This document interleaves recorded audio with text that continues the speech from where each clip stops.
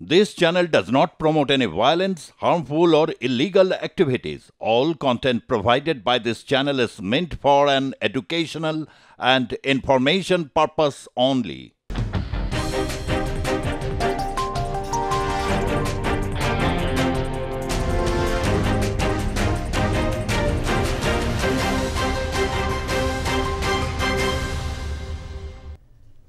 নমস্কার, আপনাদের সকলকে স্বাগত জানিয়ে শুরু করছি আজকের পর্বের জনমত।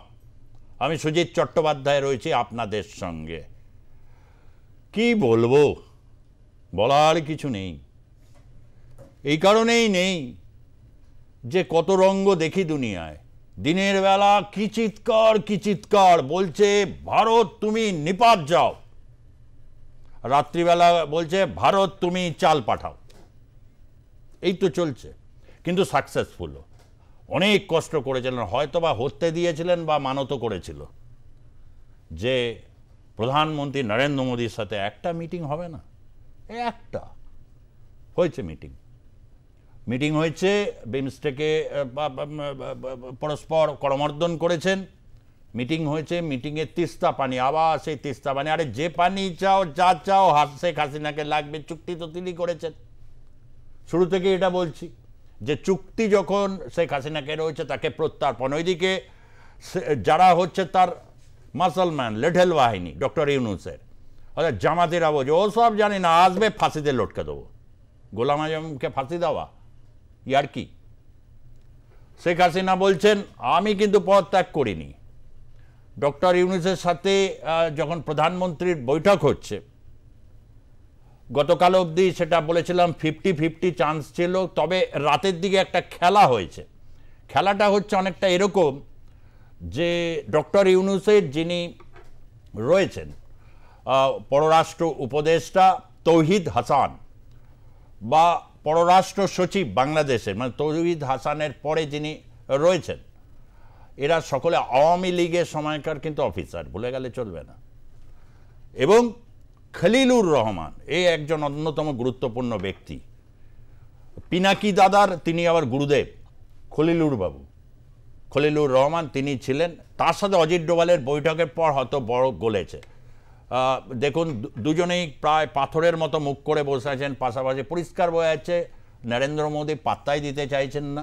ইউনূস যিনি খুব ভালো ব্যবসা বোঝেন, ব্যাংকিং বা অন্যান্য কিছু, তিনি করলেন না। তবে পরের দিকে খেলা করে দিয়েছেন। এই ব্যক্তি অন্যতম একজন গুরুত্বপূর্ণ, একসময় সাংবাদিক, প্রথম আলো পত্রিকার, পরবর্তী ক্ষেত্রে তিনি একজন প্রেস সচিব, যিনি ডাস্টবিন বানিয়েছিলেন, ওখানে গিয়ে শেখ হাসিনার বিরুদ্ধে ইয়ে করতে হবে।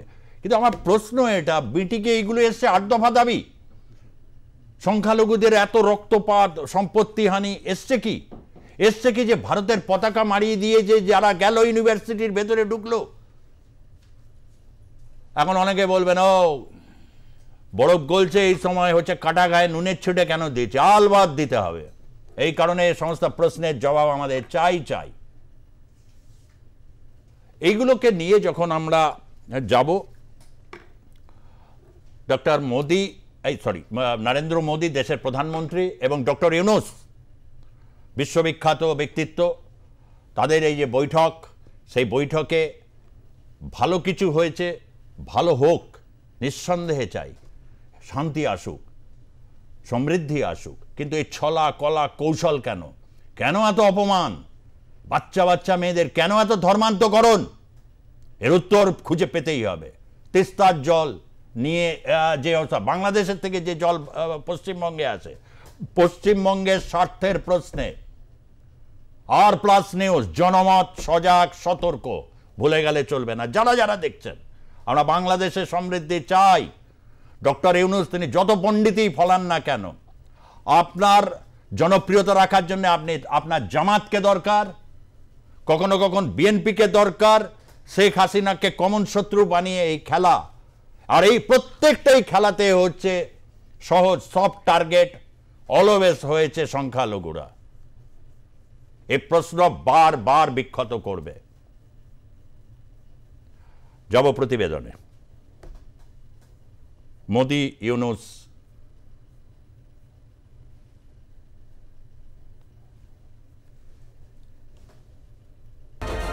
ভারী মুখ থেকে হাসি মুখ। এবং তার সঙ্গে আজকে ভার্চুয়ালি রয়েছেন দীপ্তিমান সেনগুপ্ত রাজনৈতিক বিশ্লেষক, রাজনৈতিক ব্যক্তিত্ব, এবং তিনি উত্তরবঙ্গের থেকে দিনহাটা ওই অঞ্চল, তিনি ওই বিস্তীর্ণ অঞ্চলটা তিনি জানেন।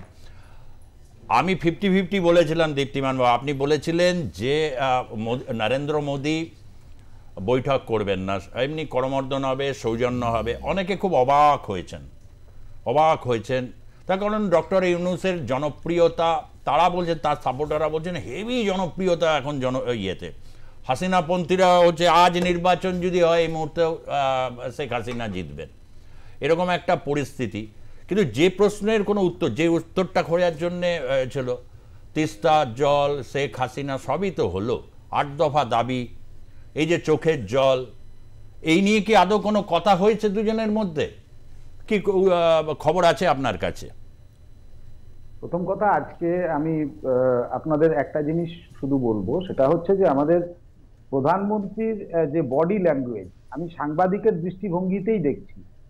সম্ভবত সেটা রুশ যিনি প্রেসিডেন্ট আছেন তার সঙ্গে কথা বলা, অথবা এই বাইডেন, অথবা ট্রাম্প, যত বিশ্ব নেতা আছে তাদের প্রত্যেকের সঙ্গে, বা অন্য কোনো দেশের নেতা আছে তাদের সঙ্গে তিনি যে বডি ল্যাঙ্গুয়েজে কথা বলেন, ইউনূসের সঙ্গে কথা বলার যে বডি ল্যাঙ্গুয়েজটা ছিল সেটা কিন্তু হলো কি হলো না, শেখ হাসিনাকে প্রত্যর্পণ করলে আমার তো মনে হচ্ছে শেখ হাসিনা ছাড়া কোনো গতিই নেই। তার কারণ হচ্ছে তাকে দরকার, যদি মানে ট্রায়াল করা যায় তাহলে আরেকটু জনপ্রিয়তার পারদ উঠবে। এইসব করে তিনি কিন্তু একটা করছেন, বিচক্ষণ ব্যক্তিত্ব। আমার কথা হচ্ছে ভারত স্টেটমেন্টটা দিচ্ছে না, কেন দিচ্ছে না? এটা তো বলছেন যে কেনই বা তারা দেখাটা করলেন তার সাথে, এটা কি মানে খুব জরুরি ছিল? আমি আপনাকে গতকালকেই বলেছি যে প্রত্যেকটা যখন আলোচনা হয়, দুইটি দেশের মধ্যে যখন আলোচনা হয়, তখন সেই আলোচনার কতগুলো স্তর থাকে। সেটা ওই সেক্রেটারি লেভেলে হয়, মন্ত্রী লেভেলে হয়, এবং তারপরে যারা প্রধান থাকে তাদের লেভেলে হয়। তো এখানে যেটা হয়েছে সেটা হচ্ছে একবারে একটা ঘ্যাট তৈরি হয়েছে। ফলে এখানকার আলোচনাটা ভারতবর্ষ সেইভাবে হচপচের জায়গাটাকে ভারতবর্ষ ধরেনি। প্রথম কথা, তারা বলেছে, শুনেছি, ব্যাস, দিস মাচ। আমরা কোনো অ্যাকশন করব না। এবং আমি আপনাকে এটুকু নিশ্চিন্ত হয়ে বলতে পারি, এই যে গঙ্গার জলের কথা বলি, তা আমি আপনাকে বলছি গঙ্গার জলের বিষয়টা কেন্দ্র করে বহুদিন যাবে। দ্বিতীয়ত, পশ্চিম বাংলাতে আমাদের এখানে যেহেতু ফেডারেল স্ট্রাকচার, এই তিস্তার জলবন্টনের ব্যাপারটা কেন্দ্র করে, এটা আজকের ইস্যু নয়, এটা অনেক পুরনো ইস্যু, আমাদের ছিটমহলেরও বহু আগের ইস্যু, এটা ছিটমহলের সময় থেকে আসছে। ছিটমহল বিনিময় প্রায় 10 বছর হয়ে গেছে। তো সেখানে আজকে সেটা আলোচনার মধ্যেই আছে। তার মানে এখান থেকে পরিষ্কার বোঝা যাচ্ছে নতুন তিনি আরেকটা সমস্যার কথা বলছেন, সেটা হচ্ছে শেখ হাসিনা। অর্থাৎ অন্য সমস্যাগুলো তো কমেইনি, আরো একটা সমস্যা বেড়ে গেছে। তো সুতরাং আমার এখানে আমি নিশ্চিন্ত মনে বলতে পারি, ভারতবর্ষ বিভিন্ন ক্ষেত্রে, এই যে বিভিন্ন ক্ষেত্রে সামরিক এক্সারসাইজ বলুন বা অন্যান্য যা যা আছে সেগুলো বলুন, এগুলো যতক্ষণ না ক্লিয়ার হবে, যতক্ষণ বাংলাদেশে একটা রেসপন্সিবল গভর্নমেন্ট না আসবে, একটা দায়িত্বপূর্ণ গভর্নমেন্ট, একটা গণতান্ত্রিক সরকার যতক্ষণ না আসবে, ততক্ষণ পর্যন্ত ভারতবর্ষের তরফ থেকে কোনো কনস্ট্রাকটিভ আলোচনা হবে না। ওই যে উনি বললেন যে কনস্ট্রাকটিভ আলোচনা হয়েছে, কনস্ট্রাকটিভ আলোচনা মানে হচ্ছে দুপক্ষই কিছু বলবে এবং সেটার মধ্য দিয়ে একটা জিস্ট বেরোবে। সেরকম কনস্ট্রাকটিভ আলোচনা হওয়ার কোনো বিন্দুমাত্র আমি কোনো দেখিনি। আমার মনে হয় আপনারা যারা আছেন তারাও হয়তো একমত হবেন। আরেকটা ব্যাপার, তিস্তার জলবন্টনের সঙ্গে আমি তিস্তাটা একটু মানে পরে আসছি, কারণ তিস্তার ইয়ে নিয়ে আমরা জানি যে এটা নিয়ে বাংলাদেশে ইয়েটা রয়েছে, এবং আওয়ামী লীগের একটা বড় উষ্মার কারণ ছিল হচ্ছে রাজ্যের মুখ্যমন্ত্রী মমতা বন্দ্যোপাধ্যায় যখন বলেছিলেন তিস্তার জলের প্রসঙ্গে, এবং ডক্টর মনমোহন সিংয়ের ডেলিগেশনে তিনি যাননি, এমনকি নরেন্দ্র মোদী যখন গেছিলেন এই প্রশ্নে যাননি। এটা একটা অবস্থান রয়েছে, এটা আন্তর্জাতিক জল চুক্তির ব্যাপার, যেখানে পশ্চিমবঙ্গের স্বার্থটা কতটা কীভাবে, আপনি উত্তরবঙ্গের মানুষ, আপনি নিশ্চয়ই এই ব্যাপারটা একটু ডিটেলে যাব। আমি একটু স্বাভাবিকভাবে গর্গ চট্টোপাধ্যায় তার কাছ থেকে জানতে চাইব, গর্গ, যে এই যে বৈঠক, বা অনেকে এটা আশা করেছিলেন, আমি হচ্ছে যে উৎসাহিত হচ্ছে বাংলাদেশ, এতে বেশ ভালো, কারণ আমি অনেকগুলো ইউটিউব বা বিভিন্ন তাদের ছিলাম, তারা সফল, যদিও খুব রেস্ট্রেইন মন্তব্য করছে। মানে পরশুদিন উত্তর পূর্ব ভারত নিয়ে যেরকম মন্তব্য ছিল, তার পরে পরে এই বৈঠক, কোথাও এই জায়গা থেকে দাঁড়িয়ে শেখ হাসিনা বা এই প্রশ্নটা আসছে। কিন্তু যে প্রশ্নে দুই বাংলার একটা প্রশ্ন রয়েছে, এই বাংলার বহু মানুষ জানতে চায় 47 সাল থেকে যে বিতরণ পর্ব শুরু হয়েছে, বিতরণ পর্ব 71 সালে হতে হতে যারা এখনো রয়েছে এই, এবং সেখানে যারা অবশিষ্ট অংশ যারা রয়েছেন সংখ্যালঘু, সেই প্রশ্নের মীমাংসা হবে বা আদৌ এইগুলো আলোচনায় আসবে, এসেছে কিনা বা কেন এলো না, এই নানা রকম প্রশ্ন ঘুরপাক খাচ্ছে বহু মানুষের মধ্যে। মানুষ অনেক প্রশ্ন করতেই পারেন, আবেগের জায়গা থেকে করেন, বিভিন্ন জায়গা থেকে করেন। তো সামগ্রিকভাবে যদি আমি প্রাথমিক পর্যায়ে এই বিষয়টা নিয়ে বলতে মানে উত্তর জানতে চাইব, ডক্টর গর্গ চট্টোপাধ্যায়, সভাপতি বাংলা পক্ষ। আজকে এই উপমহাদেশে এবং এই পশ্চিমবঙ্গে অর্থাৎ ভারতবর্ষে একজন হিন্দু বাঙালি হিসেবে এতটা অসহায় বোধ আমি কখনো করিনি যে পূর্ববঙ্গে যখন আমার রক্তের রক্ত আত্মীয় যারা, নিজের স্বজাতির যারা, তারা এরকমভাবে নিপীড়িত হয়েছে মাসের পর মাস, মাসের পর মাস, এবং সেখানে একটি মৌলবাদী, ঠিক আছে, বাংলা ও বাঙালির সংস্কৃতির শত্রু জামাতে ইসলামী সমর্থিত একটি অগণতান্ত্রিক অবৈধ সরকার যেখানে ইনস্টল হয়ে গেছে, ঠিক আছে, সেখানে আমাদের যেই আশঙ্কা, আমাদের যেই চিন্তা, আমাদের যেই উদ্বেগ, এটার প্রতিফলন একজন ভারতীয় নাগরিক হিসেবে কে ঘটাবে? আমরা তো সেটা সংবিধানগতভাবে কেন্দ্রীয় সরকারকে দিয়ে রেখেছিলাম, ঠিক আছে। আজকে আগস্টে যখন আমরা কথা বলছিলাম সকলেই, যখন আমরা বলছিলাম যে ট্রেড বন্ধ করো, ঠিক আছে, যখন আমরা বলছিলাম যে সম্পূর্ণভাবে তিস্তা চুক্তিভুক্ত হিসেবে কোনো গল্প থাকবে না, এগুলো অ্যানাউন্স করো, একটা অ্যানাউন্স হয়নি, কিন্তু ট্রেড বাতিল হয়নি। বেনাপোলে চলে যান আপনি, সেটা আমরা গিয়েও দেখেছি, যে কোনো জায়গায় চলে যান, ঠিক ঠিক আছে, একদম শিলিগুড়ির গায়ে চলে, আমি সেদিন ছিলাম শিলিগুড়িতে, সব চলছে, ওকে। সেখান থেকে এই পাশেই হয়তো যে শাসক দলের যারা, কেন্দ্রীয় শাসক দলের যারা, বিজেপির যারা, তারা বলছিল যারা দখল করে নেবো, এই করে নেবো, আমরা বলছি দখল টখল না, অন্তত কিছু জায়গায় বাঙালি, হিন্দু বাঙালির জন্য সেফ জোন তৈরি হোক, ঠাকুরগাঁতে, পঞ্চগড়ে, ঠিক আছে, অন্তত সাতক্ষীরা বর্ডার, এইসব জায়গাগুলোতে, চট্টগ্রামে থেকে কোথায় কি, কোথায় কি, সেখান থেকে আজকে আমরা কোথায় এসে পড়লাম? হেসেছে, শক্ত হয়ে দাঁড়িয়েছে, দেখি চোয়ালটা এরকম ছিল না এরকম ছিল, মানে এইটা এইটা এইটা ধুয়ে জল খাবো? এই ইউনুস কি জিনিস আমি জানি, আপনি জানেন, প্রতিটি হিন্দু বাঙালি জানে, ঠিক আছে, পশ্চিমবঙ্গের প্রতিটি ধর্মনিরপেক্ষ মুসলমান বাঙালিও জানে, মোদি জানে না? মোদিও জানে, মোদিও জানে।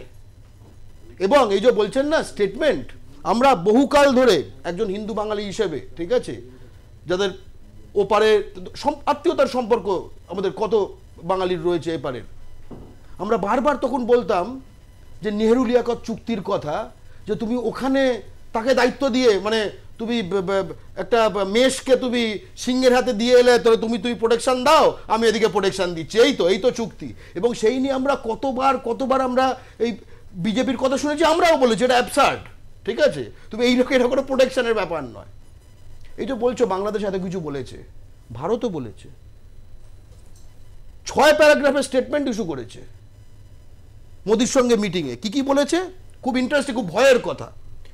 প্রাইম মিনিস্টার অবৈধভাবে যে ক্ষমতায় আছে তাকে বলছে আমরা একটি শান্তিপূর্ণ, প্রগতিশীল, গণতান্ত্রিক,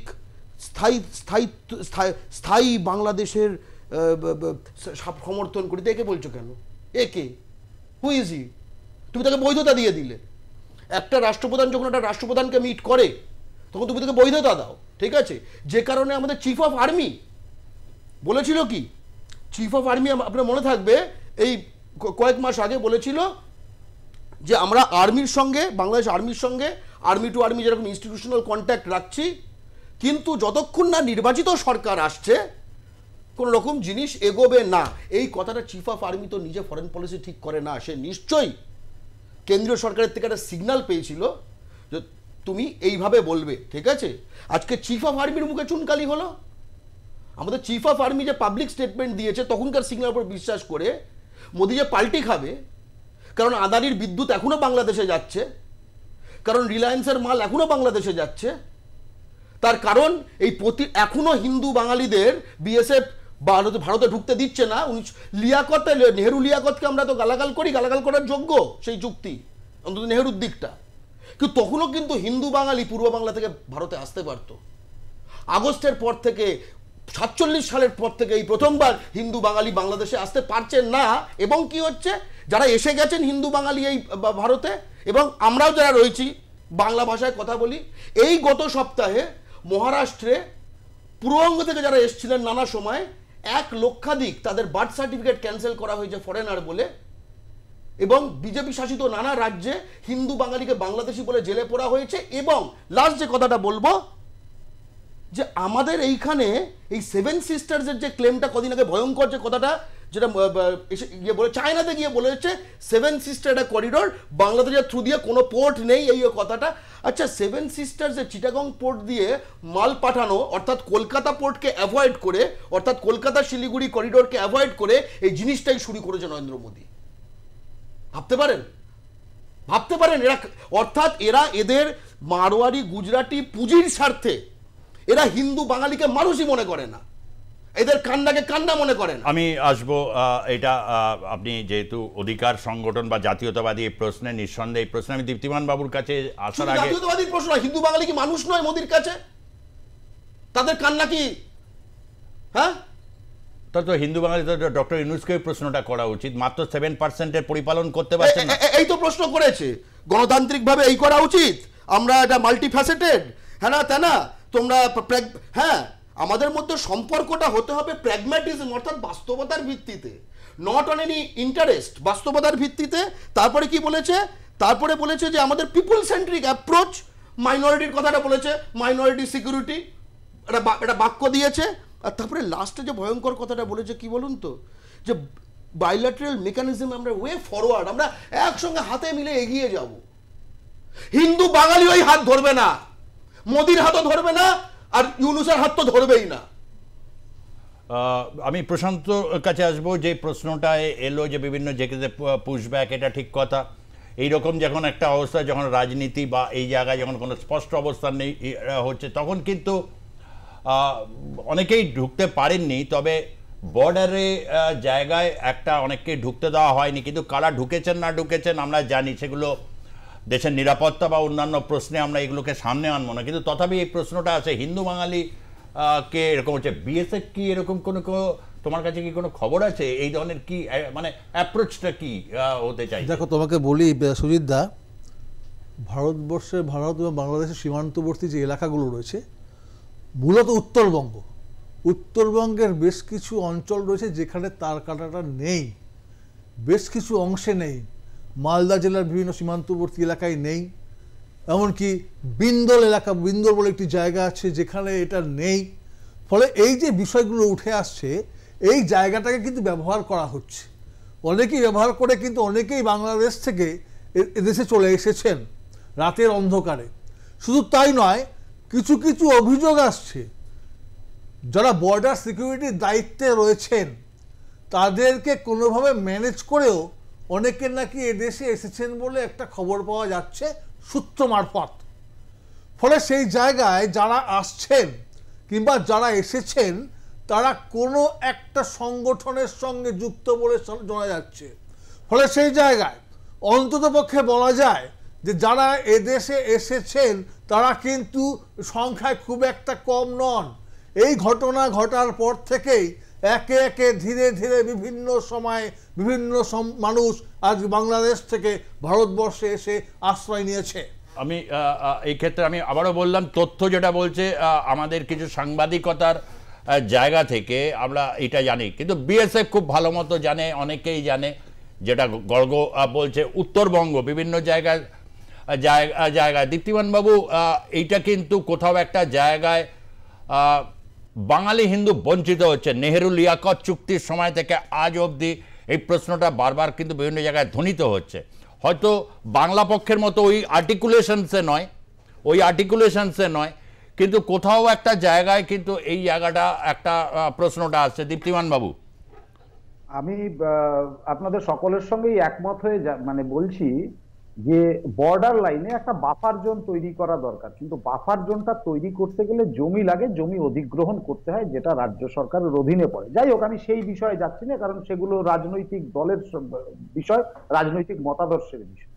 আমার যেটা খুব সহজ প্রশ্ন, সেটা হচ্ছে বাংলাদেশের বাঙালির কথা বলা হচ্ছে, কিন্তু বাংলাদেশের যারা সংখ্যালঘু সেই ব্যক্তিটাকে যদি আমাকে অ্যাড্রেস করতে হয়, তাহলে এখানে খুব পরিষ্কার ভাবে এই যে বলছে যে বিএসএফ এর ভূমিকা, অমুকের ভূমিকা, তমুকের ভূমিকা, এই সব কারণেই তো সিএ এর প্রয়োজন, সিটিজেনশিপ অ্যামেন্ডমেন্ট অ্যাক্টের প্রয়োজন। সেখানে কি বলা আছে যে কোনো মানুষ যদি ধর্মীয় কারণে বা রাজনৈতিক কারণে যদি হয়, ওখানে ডিপ্রাইভড হয়, তাহলে তাকে আমরা শেল্টার দেবো। তা এই প্রশ্নটা যদি থাকে, তাহলে সিএ এর ক্ষেত্রে নিশ্চয়ই বাধা থাকে না। না, আমি দ্বিতীয় একটু সহজভাবে বুঝতে চাইছি। ঠিক কথা বলেছেন আপনি, কিন্তু আপনাকে করছেন সিএ এটা নিয়ে এসছে ধর্মীয় আইডেন্টিটি, কিন্তু আপনি যদি বলেন কাউকে ঢুকতে দেব না, আমরা তো এই ছবি দেখেছি, উত্তরবঙ্গে দেখেছি না, পুকুরের মধ্যে আশ্রয় নিয়ে হাত জোর করে দাঁড়িয়েছে, একটু আশ্রয় দিন, এই ছবিগুলোতে এসছে। আগে ঢুকুক, অ্যাপ্লাই করবে, 7 বছর পর নয় সিএতে সে গ্রাহ্য হবে। তাদের জীবন, মান, ধন, সম্পদ এবং সর্বশেষ যেটা 8 দফা দাবির কোনোটা নিয়ে কোনো অনুচ্চারিত নয়, করতে হবে, দিতে হবে, পারস্পরিক চলতে হবে, আগে বাড়তে হবে, প্র্যাগম্যাটিক হতে হবে, মানে ব্যবসা হতে হবে, এগুলো তো আমরা বুঝি দাদা। না, এই জায়গাটাতে এই জায়গাটাতেই তো আমি বলছি যে বাফার জোন। আমি আপনাকে কেন বলছি এই কথাটা, যখন ছিটমহল বিনিময়ের বিষয়টা আসে 119তম সংবিধান সংশোধনীর সময়, সেখানে কিন্তু শুধু জমির বিষয়টা হস্তান্তর হয়নি, সেখানে যেটা মানব সম্পদ ছিল সেটাকেও সেখানে সংযুক্ত করা হয়েছে। আমার প্রশ্নটা হচ্ছে একটাই জায়গাতে, যে ভারতবর্ষের প্রাথমিক স্তরে, এটা আমি কেন্দ্রীয় সরকারকে অবশ্যই বলবো, যে কেন্দ্রীয় সরকার যদি তার অধিকার 50 কিলোমিটার পর্যন্ত বিএসএফ এর কাছে রাখে, তাহলে তার সঙ্গে সীমান্তবর্তী 50 কিলোমিটারের যে জমির অধিকার, সেই জমির অধিকারটাও কিন্তু কেন্দ্রীয় সরকারের হাতে রাখা উচিত। যদি যতক্ষণ এটা না হবে, আমি এই ক্ষেত্রে অবশ্যই আমি দায়ী করব কেন্দ্রীয় সরকারকে, যে তারা কেন এই সংক্রান্ত একটি বিল পাস করছে না, যে সীমান্তবর্তী 50 কিলোমিটারের দায়িত্ব বা অধিগ্রহণের ক্ষমতা কেন্দ্রীয় সরকারের কাছে থাকবে। আমি জানি আমার এই কথাটা অনেকের খারাপ লাগবে, কিন্তু বাস্তবতা এটাই যে আজকে যদি সীমান্ত সুরক্ষিত না হয়, তাহলে যে পরিমাণ ইনফিল্ট্রেশন হচ্ছে এবং উগ্রপন্থা ইনফিল্ট্রেশন হচ্ছে, সেটা আমাদের স্বাভাবিক জীবনের পক্ষে কিন্তু যথেষ্ট ক্ষতিকারক।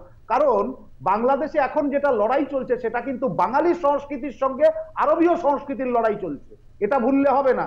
বাংলাদেশের যে লড়াইটা চলছে, সেটা কিন্তু বাঙালি সংস্কৃতির সঙ্গে অন্য, মানে আমরা সেটাকে গ্রহণ করব কি করব না, বাংলাদেশে যে লড়াইটা চলছে সেটা 71 সত্যি না 47 সত্যি, সেটাকে নিয়ে লড়াই চলছে। আমি আরেকটা সত্যি বলছি, 71 বলুন, 47 বলুন, 24 বলুন, তারা হাসিনা জিতলে, বাংলাদেশে বন্যা হলে, বাংলাদেশে খরা লাগলে, সবেতে দায়ী হচ্ছে হিন্দু। আপনি ডিক্লাইনিং অফ এটা দেখুন, সিএ বা এই প্রসঙ্গে ডিক্লাইনিংটা দেখুন, 50 মিটার থাকবে, কে ঢুকছে, যেভাবে হোক তাকে তো দায়িত্ব, মানে কোথাও একটা জায়গায় তো দাদা এটা তো হতেই হবে। সেখানে আমার একটা খুব সহজ প্রশ্ন, অনেক আপনি জানেন অনেক আওয়ামী লীগার যারা আছেন তারা এসেছেন বা তারা রয়েছেন, বা কোনো এর ক্ষেত্রে কোনো স্টেটমেন্ট আসেনি, আসতেই পারেন রাজনৈতিক প্রশ্ন, কিন্তু হিন্দু বাঙালি কিন্তু মার খাচ্ছে পড়ে পড়ে, জিম্মি করেছে। সেকুলার বাঙালি কিন্তু তাদের পাশে কতটা দাঁড়াতে পেরেছে, এই প্রশ্ন আজকে তুলছি আমি আসছি। আমি এখানেই আমি বলছি, সেকুলার বাঙালি বলে যে ডেফিনেশনটা এখানে তৈরি করার চেষ্টা চলছে, পশ্চিম বাংলাতেও যেটা চলছে, সেইখানে আরবীয় সভ্যতা থাকবে না বাঙালির সভ্যতা থাকবে, সেটা নিয়ে প্রশ্ন। পশ্চিম বাংলাতেও কিন্তু দুর্গাপুজো মণ্ডপের সামনে অনেক কিছু পাওয়া যায়। আমি এই কথাগুলো, এই আমার পাশে শীতলকুচিতে পাওয়া গেছে, আমি এই প্রশ্নগুলিতে আসছি না। আমি বারবার করে একটি কথা বলছি, যে ওখানকার হিন্দুরা, পশ্চিম বাংলার হিন্দুরা যেখানে সুরক্ষিত নয়, সেখানে আপনি কিভাবে এক্সপেক্ট করছেন যে আপনার বাংলাদেশের হিন্দুরা সুরক্ষিত থাকবে? আমার প্রশ্নটা, আমিও আপনাকে উল্টো প্রশ্ন করলাম, যে পশ্চিম বাংলায় গত কয়েকদিনের মধ্যে যা ঘটনাগুলো হয়েছে, আমরা সব সময় ওই দিকের ঘটনা নিয়ে, মালদাতে যে ঘটনাটা ঘটে গেল, সেই ভিডিওগুলো আপনার কাছেও গেছে, আমার কাছেও গেছে, কজন প্রতিবাদ করেছে, সেখানে বাঙালি সত্তার কথা বলছে, সেখানে কি বলেছে? সেখানে বলেছে কোনো বাঙালি আসেনি, সেখানে বাঙালি আসেনি, সেখানে শব্দটা এসেছিল হিন্দু এবং মুসলিম। যে ছেলেটি করেছে সেই ছেলেটিকে কতদিন পরে অ্যারেস্ট করেছে? যারা থানা গিয়ে দখল করেছে ওদের কিছু করেছে? তখন বাংলা পক্ষ কোথায় ছিল? তখন তৃণমূল কংগ্রেস কোথায় ছিল? এইটা আমার প্রশ্ন। তখন তারা সেটাকে চাপা দেওয়ার চেষ্টা করেছে, কম্পোজ করার চেষ্টা করেছে। আমি বাস্তবিক অর্থে বলছি যে পশ্চিম বাংলার হিন্দু জনসমষ্টি আজকে এই জাতীয় মানে দমুখ লোকেদের জন্য তারা আজকে বিপদগ্রস্ত হয়ে আছে। ওকে, এই বাঙালি সত্তা বাংলাদেশে গিয়ে দেখাক, বর্গ চ্যাটার্জির ওখানে জামা কাপড় খুলে রাখবে। এই ধরনের রুচির কথাবার্তায় আমি অভ্যস্ত নই। আপনার রুচি সবাই জানে। আমি আপনার কত কথা বলিনি, আপনি নিজেকে অভিযুক্ত করেন। ঠিক আছে, ব্যক্তিগত মানে রাজনৈতিক প্রশ্ন থাকুক, বিভিন্ন প্রশ্ন থাকুক, হ্যাঁ ব্যক্তিগত জায়গাগুলো অন্যদিক অনেক সময় থাকে। বাংলা পক্ষর এই প্রশ্ন ধরো পশ্চিমবঙ্গে অনেক জায়গায় যেটা বলছে বিজেপির কতগুলো জায়গা বা বিজেপি ছাড়া অন্যান্য অনেকে বিজেপি মানসিকতার বা পন্থীর লোকেরা যে কতগুলো পকেটস আছে মানে জেলা বা সেখানে জায়গায় হিন্দু বাঙালি এখানেও অত্যাচারিত হচ্ছে বা বিভিন্ন বিপন্নতা বোধ করছে, এই জায়গাগুলো বা বাংলাদেশের প্রসঙ্গ তুমি নেহেরু লিয়াকত চুক্তি, সত্যিই তাই, নেহেরু লিয়াকত চুক্তি বা ওই সময়কার সময়টা বললে বলা যায় হচ্ছে সিংহের কাছে মেষকে দায়িত্ব দিয়ে আসার মতো। একই করেছে, ওটা ছিল 1950, এটা হচ্ছে 2025, 75 ইয়ার্স অফ সিংহের কাছে মেষকে দিয়ে আসা। কি 75 সাল, কি গোল্ডেন জুবিলি, কি বলে ওটাকে, গোল্ডেন জুবিলি, তাই না? কারণ নেহরুর কাছেও হিন্দু বাঙালির কোনো ভ্যালু ছিল না, মোদির কাছেও হিন্দু বাঙালির কোনো ভ্যালু নেই, ঠিক আছে? এবং দুজনেরই একই কথা। যদি হয় মালদা মুর্শিদাবাদে যে উদাহরণ দীপ্তিমান, তাহলে কি আমরা বলবো যে পশ্চিমবঙ্গে সরকারের কাছেও হিন্দু বাঙালির কোনো ভূমিকা নেই? যে রাজ্যে হিন্দু বাঙালি সংখ্যাগরিষ্ঠ সেই রাজ্যের সরকারের কাছে হিন্দু বাঙালির কোনো ভ্যালু নেই, এটা তো একটা পাগল টাইপের কথা, ঠিক আছে? কেউ কি মনে করে যে মানে এই পশ্চিমবঙ্গে শুধু মুসলমানের ভোটে কোনো একটি সরকার হতে পারে, যে সিপিএম হোক তৃণমূল হোক যা হোক? যদি তাই হয় তাহলে 90% বেশি হিন্দু যে সিটে, সেখানে অধিকাংশ সিটে বিজেপি হেরে যায় কিভাবে? তার মানেটা কি? তার কিছু একটা তো বলছে হিন্দু বাঙালির মন মানসিকতা সম্বন্ধে। সকলে তো আর বাংলা পক্ষর কোনো মানুষের কাপড় জামা খোলা অবস্থায় দেখতে চায় না, তাই না? সেই মন মানসিকতা রুচি তো সকলের নয়। এবার একটা কথা বলি, সিএ দরকার শুধু না, সিএ তো পাস হয়ে গেছে, তাই না? এগুলো আপডেট থাকতে হয় একটু, ঠিক আছে? সাধারণ শিক্ষার প্রশ্ন। সিএ পাস হয়ে গেছে কবে? 6 বছর আগে। পশ্চিমবঙ্গে মোটামুটি 2-2.5 কোটি ধরা হয়, এগুলো তো এক্সাক্ট ফিগার বলা যায় না, 2-2.5 কোটি পূর্ববঙ্গ থেকে আসা হিন্দু বাঙালি রয়েছেন। ঠিকই বলছো। আমি একদিন দেখলাম গ্রককে তুমি প্রশ্ন করেছিল, আমি ওখানে করেছি একবার, আমি একটা গ্রককে প্রশ্ন করেছিলাম যে এখন কারেন্ট হিন্দু বাঙালির সংখ্যা কত। না, আমি পূর্ববঙ্গ থেকে আগত বলছি, ঠিক আছে? আগত তো এই 2-2.5 কোটি, ঠিকই বলছো, 2-2.5 কোটির মতো মোটামুটি আমি হিন্দু বাঙালির কথা বলছি। এর মধ্যে লেস দ্যান 50 সিএ তে নাগরিকত্ব পেয়েছে, লেস দ্যান 50, 1% না, 0.1% না, 0.01% না, 0.001% না, 0.0001%ও না, ঠিক আছে? এটা কি হিন্দু বাঙালিকে কি মানে কি লেভেলের মানে একটা বলে না সে ধুর টাইপের, ধুর মনে করে, ঠিক আছে? আরেকটা কথা, এই যে ধরো পূর্ববঙ্গতে আজকে যে নিপীড়িত হিন্দু বাঙালি, সে যদি পশ্চিমবঙ্গে চলে আসে, সে কি সিএ অ্যাপ্লাই করতে পারবে? উত্তর হচ্ছে অশিক্ষিত লোক মনে করবে অ্যাপ্লাই করতে পারবে, আর যে সিএ আইনটা পড়ে দেখেছে যে কোনো শিক্ষিত লোক, যারা বিদ্যাসাগরের জাতির মানুষ, তারা বুঝবে যে অ্যাপ্লাই করতে পারবে না, কারণ সিএ অ্যাপ্লিকেশনের কাট অফ ডেট হচ্ছে 31 ডিসেম্বর 2019। 31 ডিসেম্বর 2019 পরে যারা পূর্ববঙ্গ থেকে এখানে এসছে, সিএ আইনের বয়ানে লেখা আছে তারা এই আইনের আওতায় নয়। কিন্তু এখানে গুরুত্বপূর্ণ একটা প্রশ্ন রয়েছে, আমি খুব ধন্যবাদ জানাই দেবেশবাবু, উনি ছিটমহলের প্রশ্ন তুললেন, ঠিক আছে? উনি আজকে দীপ্তিমান বাবু, সরি। এবার উনি এই যে বললেন যে পশ্চিমবঙ্গের কিছু এলাকায়, ঠিক আছে, এই মোথাবাড়ির কথা বললেন, এগুলো রেটরিকের প্রশ্ন না। মালদার বাংলা পক্ষ সংগঠন, সেখানে কিন্তু একদম দাঙ্গার সময় আমরা দাঙ্গা করতে যাই না, কিন্তু দাঙ্গার পরে যাতে শান্তি থাকে তাই নিয়ে আমরা থানায় ডেপুটেশন দিয়েছি, জাস্ট ফর রেকর্ড। আমি এটা নিয়ে আলোচনাটা আজকের নয়, কিন্তু যেটা গুরুত্বপূর্ণ নিজের পয়েন্টটা হচ্ছে ছিটমহলের প্রশ্ন। আজকে যখন ছিটমহল এক্সচেঞ্জ যে বিষয়টা বিনিময় 1947 থেকে ছিটমহল ইস্যু, আজকের নয়, এমন নয় যে মোদির সময় উদয় হয়েছে ইস্যুটা। কোনো প্রধানমন্ত্রী রাজি হয়নি এটা করতে। কেন? তার কারণ বাংলাদেশ চাইছিল যে 17,000 একর জমি ভারত থেকে নেবে আর 7,000 একর জমি ভারতকে দেবে, মানে 10,000 একর পশ্চিমবঙ্গকে বাংলাদেশ বানিয়ে দেবে। মোদি হচ্ছে ফার্স্ট পার্সন যে এগ্রি করেছে এটায়। অর্থাৎ পশ্চিমবঙ্গ নিট জমি 10,000 একর পশ্চিমবঙ্গকে বাংলাদেশ বানিয়ে দেওয়া, ঠিক আছে। এক, এটা তোর বলতে পারে হ্যাঁ শেখ হাসিনা নানা রকম জিওপলিটিক্স আছে, ভালো কথা। এই জামাতে ইসলামী সমর্থিত ইসলামী মৌলবাদী ইউনুস সরকার ক্ষমতায় আসার পরে, যারা কিনা বাংলা ও বাঙালির শত্রু, সেপ্টেম্বর মাসে নদিয়া জেলায় 160 একর জমি বিএসএফ দাঁড়িয়ে থেকে বুঝিয়ে দিয়েছে বাংলাদেশকে, ভাবতে পারেন। এবং সবচেয়ে বড় কথা, আমরা এই পুরো পরিপ্রেক্ষিতে কোন সময় বলছি, যখন শেখ হাসিনা যে আওয়ামী লীগ এবং শেখ হাসিনা নিজেও তারা দাবি করছে তারা বৈধ সরকার, তাদেরকে কোনোভাবে মানে সে দাবি করছে তারা এখনো প্রধানমন্ত্রী, তাই তো? এটাই তো দাবি করছে, যেটা কোনো রকম এটা একটা কু মতো হয়েছে। তাহলে এর সঙ্গে মিট করে আসলে কি করলো? আসলে বলল আমরা ভাই লোग है, राजस्थान में है, गुजरात में है, মাল জায়গা ডিস্টার্ব মাত করনা। দেখো আদানি কা কিছু জ্বলেনি, আদানির তো কোনো মাল জ্বলেনি, হিন্দু বাঙালির জ্বলেছে, হিন্দু গুজরাটির কিছু হয়নি, হিন্দু মারওয়ারির ওখানে বিজনেস ইন্টারেস্টে কোনো প্রবলেম হয়নি। এই প্রবলেম এই প্রবলেম যাতে থাকে, এই প্রবলেম এবং লাস্টে একটা কথা বলবো, একটা ইন্টারভিউয়ের সময় মোদি যেরকম বলেছিলেন, মনে আছে তার খুব পরম অপছন্দ করে করণ থাপারকে, যে দোস্তি বানা রাহে, এই যে প্র্যাগম্যাটিক হিন্দু বাঙালি তার কাছে হাতের ধুলো। শ্যামাপ্রসাদ মুখোপাধ্যায়ের যে কাজ, সেই সময়ও তিনি Hindu Bengali question, it's a big international question, কিন্তু কে এটাকে এগিয়ে নিয়ে যাবে? রাষ্ট্রনায়ক নিয়ে যাবেন কি? বা রাজনৈতিক প্রশ্নে হিন্দু হিন্দু ভাই ভাই এই ন্যারেটিভ বিজেপির, কিন্তু বাঙালি হিন্দুর কথাটা খুব গুরুত্বপূর্ণ কথা। এ ব্যাপারে মানে এ কথা আমি বলছি না, এ কথা আজকে বহু সংগঠনে এ কথা বলে গেছেন হচ্ছে হিন্দু হোমল্যান্ডের কোয়েশ্চেন, সেখানে অনেকগুলো প্রশ্নের কিন্তু এতগুলো খত তৈরি হয়েছে, সেটি স্বর্গীয় শ্যামাপ্রসাদ মুখোপাধ্যায়ের কথা। তো আমি এটাকে নিয়ে একটা বড় প্রশ্ন, নিশ্চয়ই এর উত্তরে কিছু বলতে চাইছিলেন? হ্যাঁ সুজিতা, যেটা বলি, এই যে আলোচনা যে চলছে, এই আলোচনা আসার 45 মিনিট আগে এই সদর স্ট্রিটের বিভিন্ন অংশে ঘুরছিলাম।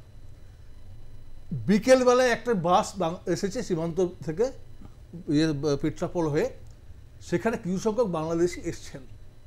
তাদের বক্তব্য হচ্ছে যে ওখানকার হিন্দুরা খুব ভালো আছেন, ওখানকার তারা খুব ভালো আছেন, তাদের কোনো সমস্যা কোনোদিন হয়নি, কেন যে আসতে দেওয়া হচ্ছে না, কেন ভিসা দেওয়া হচ্ছে না, এই ধরনের প্রশ্ন তারা করছেন।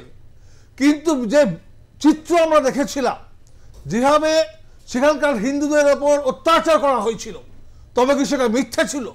আজকে কিসের ভিত্তিতে তারা বলছেন এখানে আসছেন? তারা বলছেন আমরা তো ট্রিটমেন্ট করানোর জন্য এসেছি, সেই ভিসা পেয়েছি। কারণ তাদের জন্য তো চীন তো খুলে রেখেছিল দরজা, তাদের জন্য সেখানে তিনটে তো হসপিটাল খোলা হয়েছিল। আসলে সেখানে ভাষাগত পরিবর্তন, ভাষা তাদের বুঝতে পারছে না, তারা চায় না ভাষাতে কথা বলছেন, সেইখানে ভাষা পরিবর্তন পোষাবে না, পর্তায় পোষাবে না। এখানে একটা স্ট্যান্ড বসিয়ে প্লেনে করে যেতে হবে। হ্যাঁ, ওই জন্যই তো দিনের বেলা হচ্ছে দীপ্তিমান বাবু, দিনের বেলা হিন্দু বিদ্বেষ ভারত বিদ্বেষ, আর রাতের বেলা চাল দাও, ট্রিটমেন্ট দাও, ভিসা দাও। হিন্দু বাঙালি কিন্তু এখনো পর্যন্ত সেই জায়গাটা নেই। এ প্রশ্নের উত্তর কিন্তু যেহেতু শ্যামাপ্রসাদ মুখার্জি যে উত্তরস্বরী বিজেপি, তারা কিভাবে এই প্রশ্নটার উত্তর দিতে পারে? আমি একজন রাজনৈতিক বিশ্লেষক হিসেবে এই প্রশ্নের উত্তর তাদের দিতেই হবে। না না, আমি আপনার সঙ্গে এই ব্যাপারে কোনো দ্বিমত পোষণ করছি না, তবে আমি একটা ডেটাকে একটু ঠিক করছি। সেটা হচ্ছে কুচবিহার ভারতের সঙ্গে সংযুক্ত হয়েছিল 1949 সালে, এবং ডিসপিউটটা তৈরি হওয়ার পরে 1958-এ নেহেরু-নুন একটা চুক্তি হয়েছিল, 1974-এ ইন্দিরা মুজিব চুক্তি হয়েছিল, এবং তারপর এই পুরো বেরুবাড়ি 3 বিঘা এবং ছিটমহল অন্যান্য বিষয়গুলো নিয়ে। এবার আমি আপনাকে আরেকটা ডেটা দিচ্ছি। পরবর্তীকালে মনমোহন সিং এবং খালেদা জিয়ার মধ্যে, পিভি নরসিংহ রাও এবং খালেদা জিয়ার মধ্যে একটি চুক্তি হয়েছিল, যাই হোক এগুলো হয়েছে, এবং অবশেষে এটা হয়েছে 10,000 একর জমি আমাদের কম এসছে, এটা আমরা জানি। কিন্তু 10,000 একর জমি কম আসলেও যে আমি গর্গবাবুকে বলবো যে যতগুলো ক্যাম্প আছে, এই একটা দিনহাটায় আছে, একটা হলদিবাড়িতে আছে, কীর্তিগঞ্জে আছে, 3টে ক্যাম্প আছে। এই 3টে ক্যাম্পের মধ্যে ওখানে গিয়ে মোট 921 জন মানুষ এসছেন।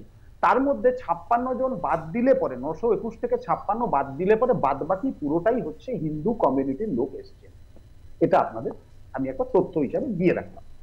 এবার আমি আপনাকে বলছি, এই যে সংখ্যাটা, যে এত সংখ্যক বাংলাদেশে যেখানে সংখ্যালঘু হিন্দু, সেখানে একটা সুযোগ পেয়ে এত সংখ্যক হিন্দু আসলো কেন?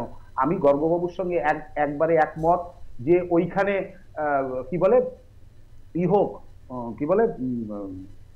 বাঙালিদের জন্য, হিন্দু বাঙালিদের জন্য মোদী সরকার চিন্তা ভাবনা করবে, আমিও একমত। কারণ পশ্চিমবঙ্গটা কিন্তু সৃষ্টি হয়েছিল, শ্যামাপ্রসাদ মুখার্জির একটা ভূমিকা ছিল পশ্চিমবঙ্গ সৃষ্টির ব্যাপারে।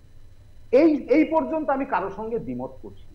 কিন্তু বর্তমান যে পরিস্থিতিটা হয়ে আছে, আপনি সেই পরিস্থিতির পরিপ্রেক্ষিতে আপনার কি কোনো সময় মনে হয়েছে যে পশ্চিম বাংলাতে এবং ওই পাশে কোনো একটি জায়গাতে এই যে হিন্দু বাঙালিরা তারা সেফ আছে?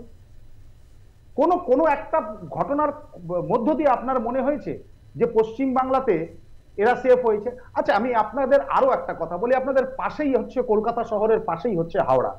তো এই হাওড়াতে প্রতিবার মানে কিছু ঘটনা দেখা যায়। এটা তো পশ্চিম বাংলা, পশ্চিম বাংলার কি সংস্কৃতি এটা?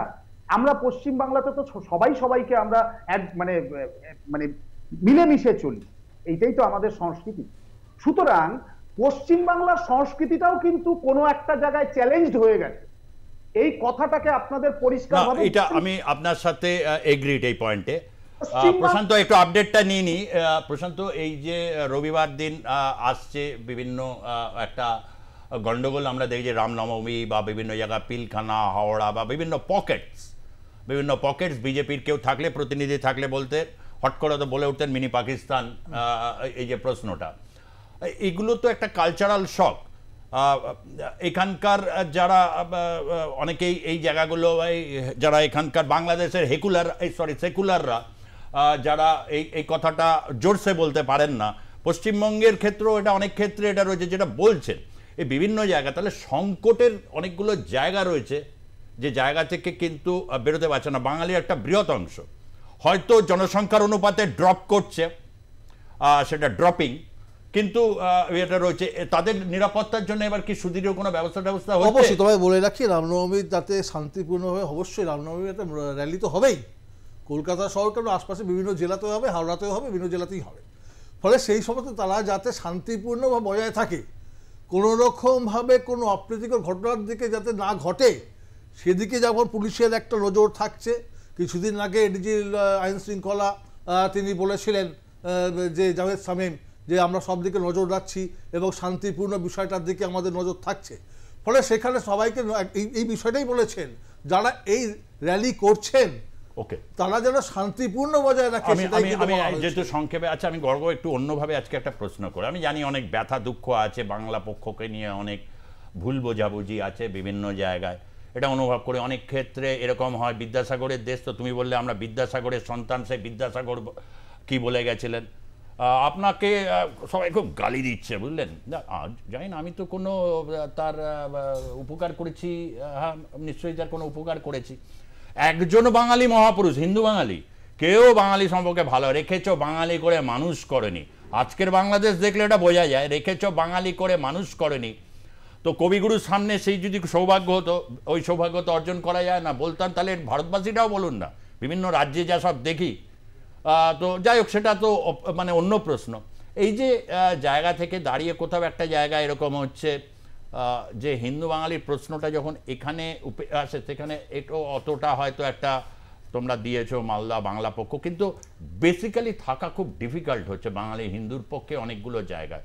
একটা কালচারাল ক্ল্যাশ আসছে, যেটা বলছে বাঙালি সংস্কৃতি ভার্সেস আরবীয় সংস্কৃতি।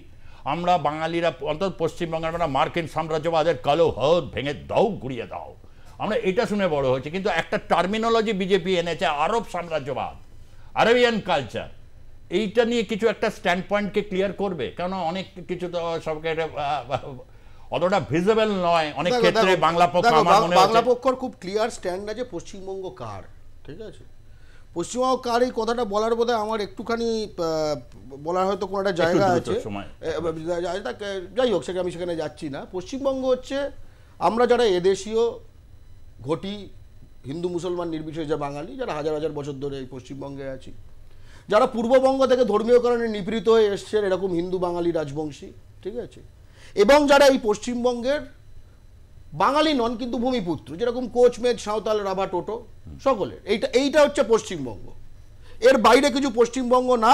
বাংলা পক্ষ খুব স্পষ্ট স্ট্যান্ড, ঠিক আছে, যে আমরা বাইরে থেকে, সেটা বাংলাদেশ থেকে হোক, যে যারা ইলিগাল ইকোনমিক মাইগ্রেন্ট বা হোয়াট এভার মাইগ্রেন্ট, জিহাদি মাইগ্রেন্ট যা বলেন, মুসলিম বাংলাদেশি আমরা ঢুকতে দেবো না। আমরা কদিন আগে বিএসএফ হেডকোয়ার্টার ঘেরাও করেছি। আমাদের এই পশ্চিমবঙ্গকে আমরা পাকিস্তান, বিহার, রোহিঙ্গা, চায়না, বাংলাদেশ কিচ্ছু হতে দেব না। ওকে, আজকে শেষ শেষ শেষ শেষ দীপ্তিমান বাবু, না শেষ সময় একেবারে অতিক্রান্ত, পিসিআর থেকে বলছে বারবার করে। ধন্যবাদ প্রশান্ত, ধন্যবাদ গর্গ এবং দীপ্তিমান সেনগুপ্ত, তিনজনকে ধন্যবাদ জানাচ্ছি। আপনাদেরকেও ধন্যবাদ জানিয়ে আজকের মতো জনমত এই পর্যন্ত থাকছি। দেখতে থাকুন আর প্লাস নিউজ, সবার আগে সবার পাশে। ধন্যবাদ, নমস্কার।